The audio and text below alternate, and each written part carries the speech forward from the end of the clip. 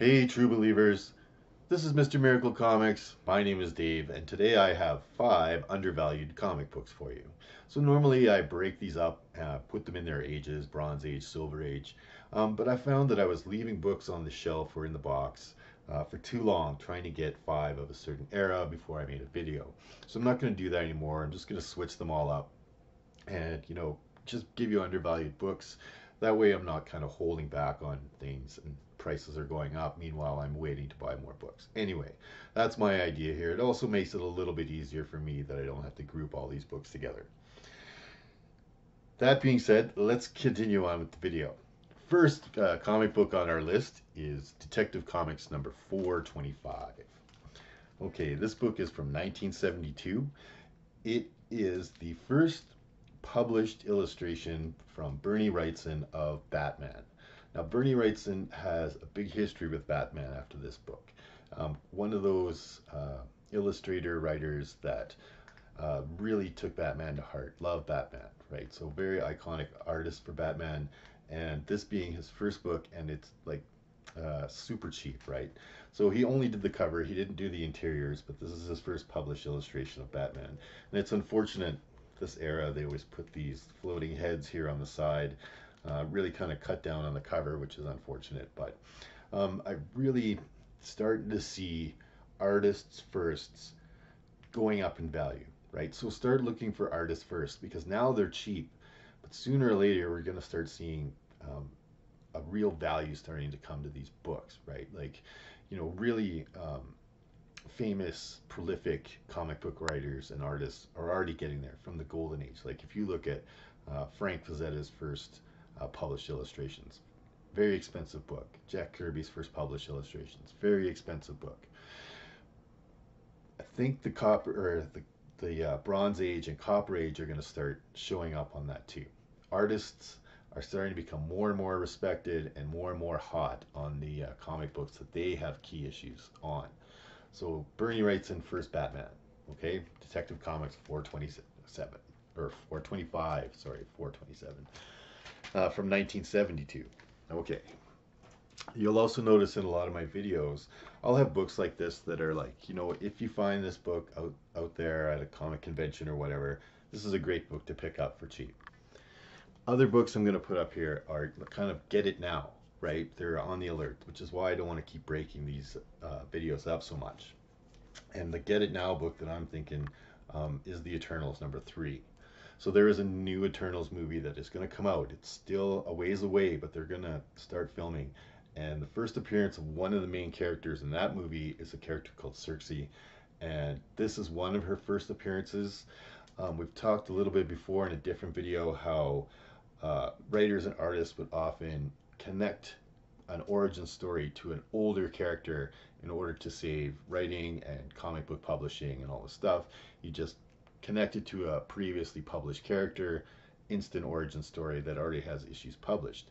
So Jack Kirby retro connected Cersei's origin story to this book as well, which is Strange Tales number 109.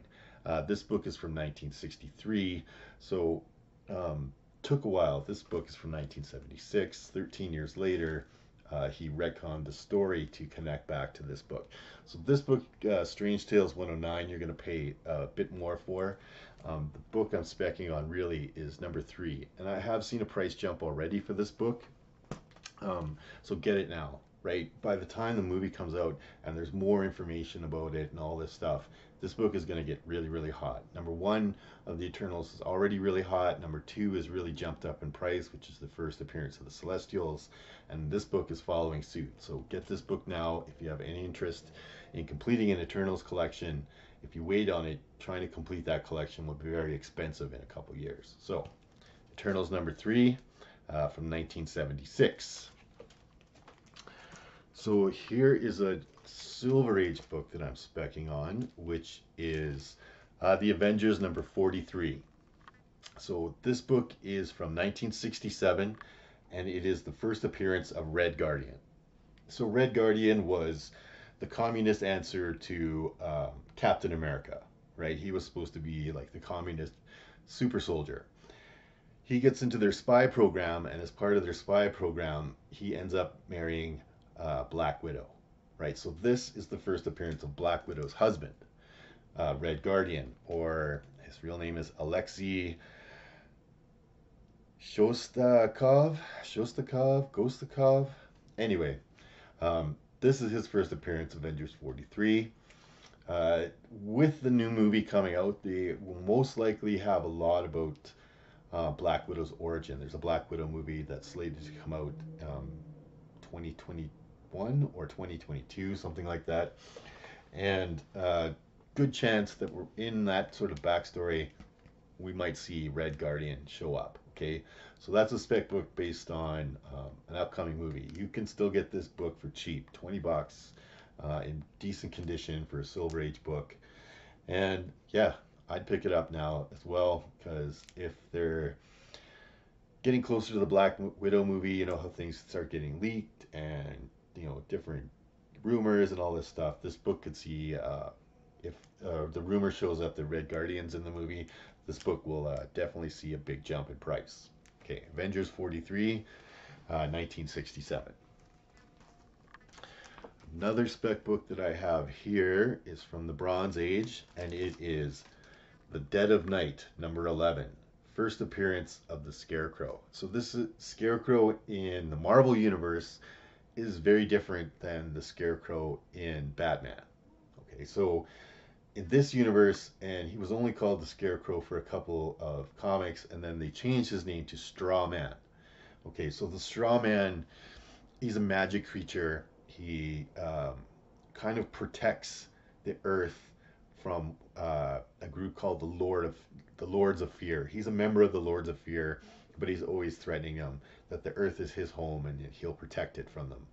And we're thinking about the next Doctor Strange movie that's going to come out. Still a couple of years away from that movie. The Lords of Fear are definitely one of those sets of characters that have a good chance of showing up in a Doctor Strange property. And if they do, Strawman is ripe for showing up in that, as he is kind of a good guy, that he protects Earth. He's also a guardian of a portal that keeps the god that's called Kalam. What did Kalamui? Anyways, um, he's trapped this demon inside this painting, and there's a cult that's trying to free him, and he protects that portal as well as protecting the Earth from the Lords of Fear. Again, I think there's a good chance that the Lords of Fear will show up in a Doctor Strange movie, and if they do, he is a member of the Lords of Fear, and you can buy this book for less than $10. Easy. Okay, so Dead of Night, number 11, featuring the Scarecrow, and it is from 1975. Awesome. Okay. And the last book that we're going to cover today, it's from 1975 as well, and it is The Joker, number 1. Okay? So there is a Joker movie coming up. It won't have anything to do with this book. The story won't have anything to do with this book. I'm not a big fan of the Joker in these books, in that he was quite a watered down sort of character to lead the books. They were afraid that if they made him too psycho as the lead character, it just wouldn't sell, right? So they watered him down, and I think that's why the book didn't sell. The Joker only lasted for 9 issues in the 70s, from 1975 to 76. But the Joker is becoming a much, much hotter character. And if the Joker movie with Joaquin Phoenix really is a hit, you can see the Joker's popularity skyrocketing again. This being his first solo book, most of his early Batman appearances and stuff are very, very, very expensive. So this being his first solo book, it's also a Bronze Age number 1 of a very major character. So you can still find this book for less than $50 in mint condition, which I think is still very undervalued for such an important Bronze Age 1. He said the character that they portray of the Joker in this book isn't the greatest, but still a Bronze Age number 1 of a very, very major character, and I believe it is undervalued. All right, first solo title of the Joker #1 from 1975. All right, so that has been 5 books, I guess 6, because I kind of threw in Strange Tales 109. Even though that book will be a little more pricey, kind of priced out of the um, cheap speculation range that I like. But if you have any interest in that one, I will most likely see a jump in that book as well once the Eternals movie gets closer and Cersei becomes much more of a known character at that point. She is like Ikaris's girlfriend or whatever. Okay, so that has been 5 books, 5 undervalued books for your speculation hunt for the next little bit. I'll be back next week with another video. So thanks for watching. Please like this video if you remember. Please subscribe to my channel. And reminder that I have a contest going. Please enter my contest. You want to get in there sooner than later. I'm going to do some update videos for my contest, and if you put your name in earlier, then I can plug your channel during my updates. So it's not so, so it's a good idea to get in sooner or later. You'll plug my channel by doing a video. I'll plug your channel by doing by doing update videos. You scratch my back, I scratch yours, kind of deal. All right, this has been Dave. I'll see you next time, true believers.